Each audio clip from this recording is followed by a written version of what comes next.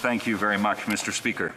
You know, it's always an honor to be able to stand in this place and debate the issues that are so important to my constituents and Canadians.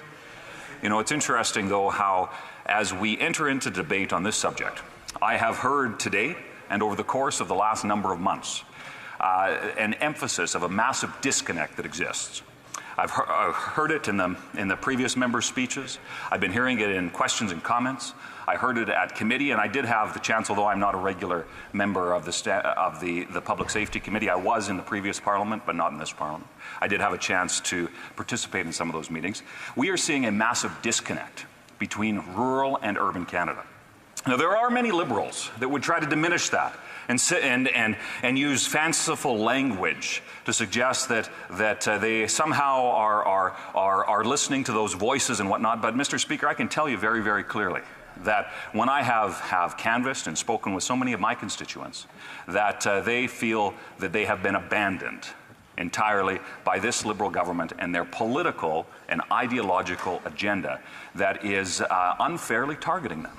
So, Mr. Speaker, we're debating Bill C-21. Now, many Canadians have followed this debate very closely, and it's interesting because it has evolved. This debate has evolved quite substantially. And I'm going to take you back, Mr. Speaker, if I could, to 2015, where at the time you had the then leader of the Liberal Party, the now Prime Minister, who made it very, very clear that he, quite frankly, thought that the situation with firearms in Canada was at a good place. He promised to not bring back a gun registry. He said that, in fact, I don't have the quote in front of me, Mr. Speaker, but he's quoted by saying that his protection detail used to let him play with their service revolvers and had a great deal of respect for those firearms owners. But, Mr. Speaker, it seems like as years have gone by, scandals have erupted. There's been a gradual diminishment of Liberal support from across the country. The Liberals seem to fall back on an old tactic. That is, when they're failing, they go back to attacking those who they think they can score political points.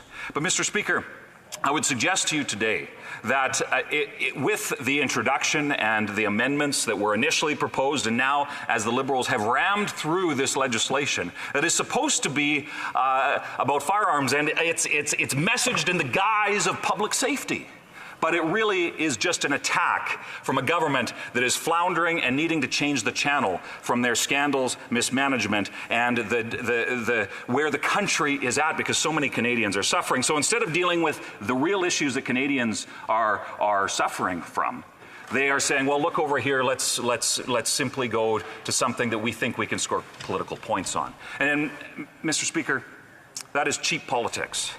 And it increasingly furthers that divide that I mentioned, that rural-urban divide.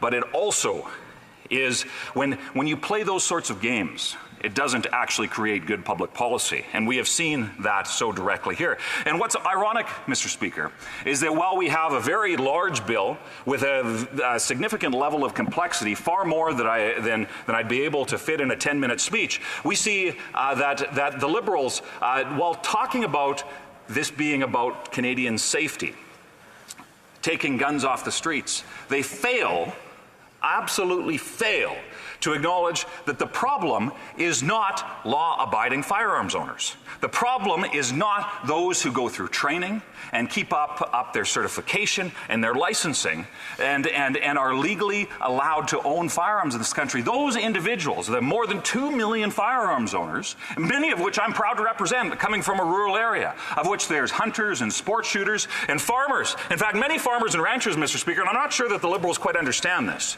but a firearm is a tool. It is a tool like any other, and it's important to acknowledge that.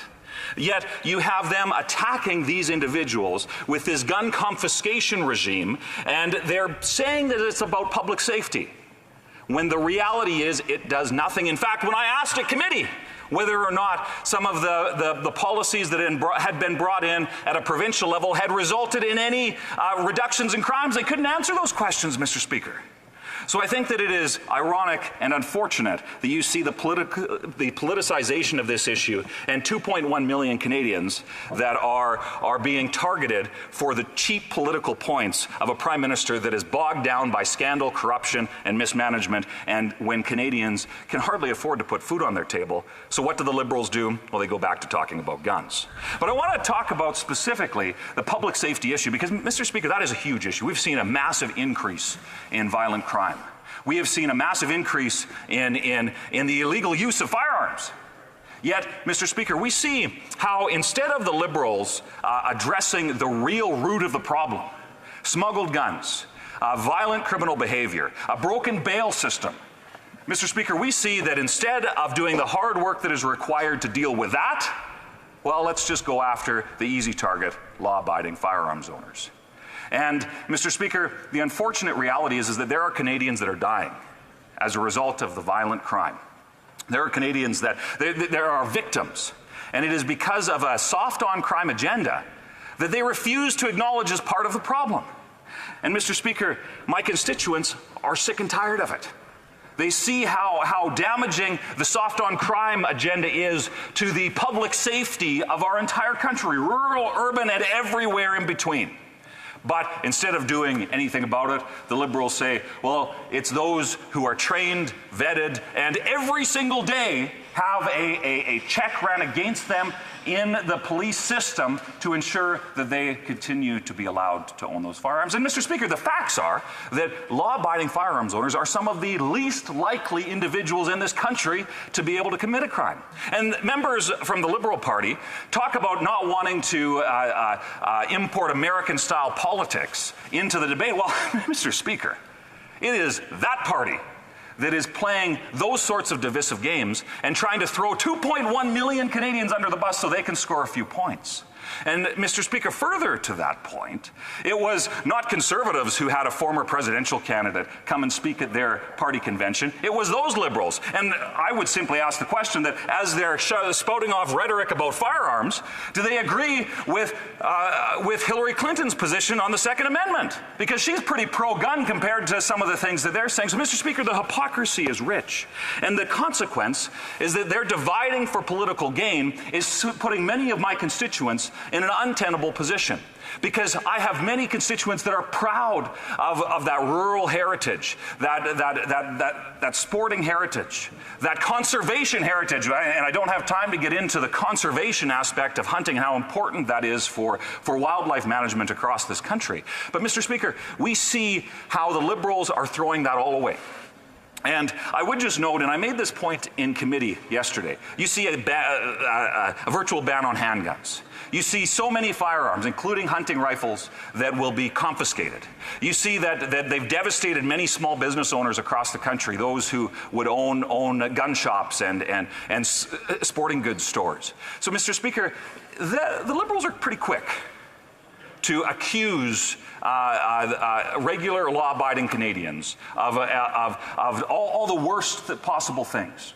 Yet, even in this bill, you have a carve-out for federal police forces. For example, the ability for the Nuclear Commission of Canada to allow their peace officers to carry firearms. So you have, and all of us in this place appreciate very much the good work that our security personnel do around here. Well, Mr. Speaker, they carry guns, and that's okay.